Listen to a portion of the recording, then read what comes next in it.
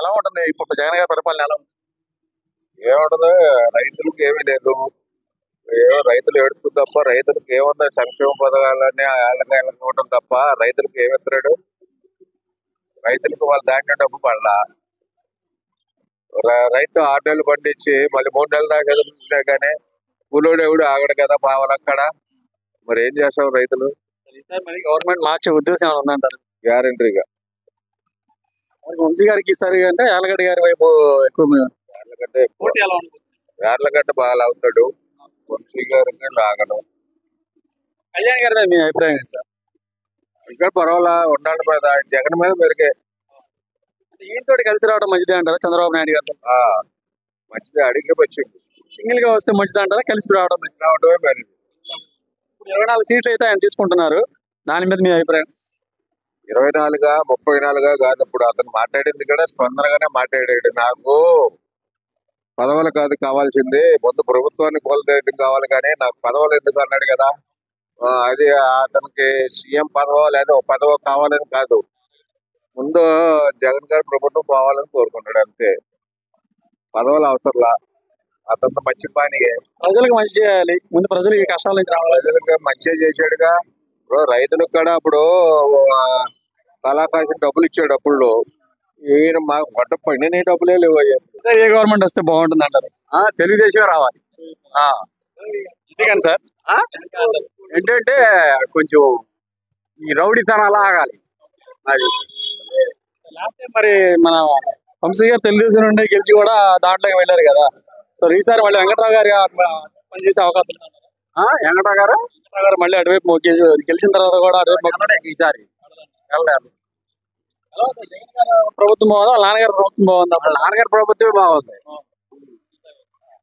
కళ్యాణ్ గారు, పవన్ కళ్యాణ్ గారు, చంద్రబాబు నాయుడు ఇద్దరు కలిసి వస్తున్నారు కదా, అంటే ఎలా ఉంటుంది అంటారు? ఏంటో మరి అది వాళ్ళిద్దరిదే, మరి మనకి తెలుసుకోవాలి. వాళ్ళిద్దరిదే ఏంటో మనకు తెలుసుకోవాలి. సింగిల్ గా వస్తే బాగుంటుంది అంటారు. పోనీ వాళ్ళ బతికినట్టు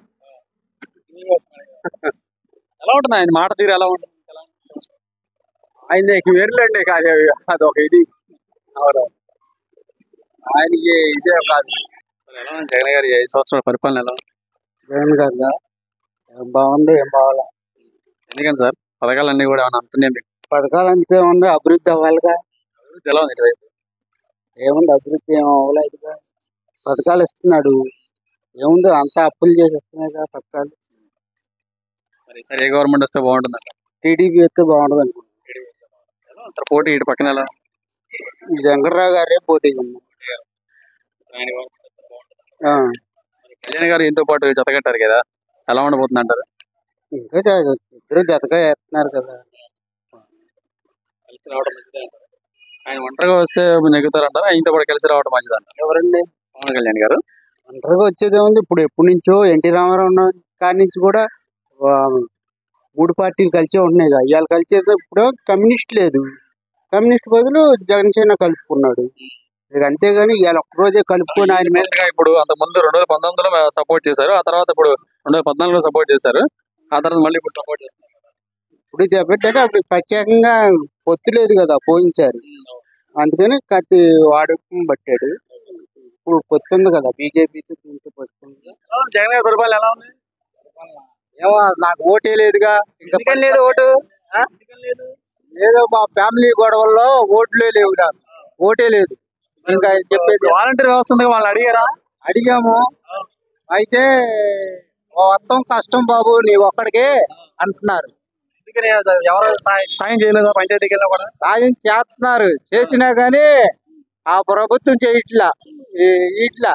మరి ఏం చేస్తాం? ఈసారి ఏ గవర్నమెంట్ వస్తే బాగుంటుంది అంటారు? ఓటే లేదే, ఇంకా గవర్నమెంట్ ఏదేం చెప్తాం. కాదండి, ఓట్లేదు నాకు. ఓట్లేదు, ఓకే. ఎవరైతే నాకే ఏదైనా గవర్నమెంట్ వస్తే ఇప్పుడు మీకు పప్పు ఉప్పు కొనుక్కోవాలి, ఏదైనా గవర్నమెంట్ వచ్చి తగ్గిస్తారని ఉప్పు అనేది నేను వాటర్లోనే తినేది, ఫ్యామిలీ లేదు నాకు. నేను ఒక్కడే ఆ వాటర్లో తినేస్తా, ఇంటికి వెళ్ళి పప్పు ఉంటా అంతే. జనరల్గా అనుకుంటాం నాకు ఓటు కావాలి, నాకు ఆధార్ కావాలని నేను అనుకుంటున్నా, కానీ రావట్లా. ఏం చేస్తాం? ఏ ప్రభుత్వం నుంచి అయినా మీకు ఓటు అనేది మాత్రం ఎవరు ఇవ్వట్లేదు మీకు. ఇట్లా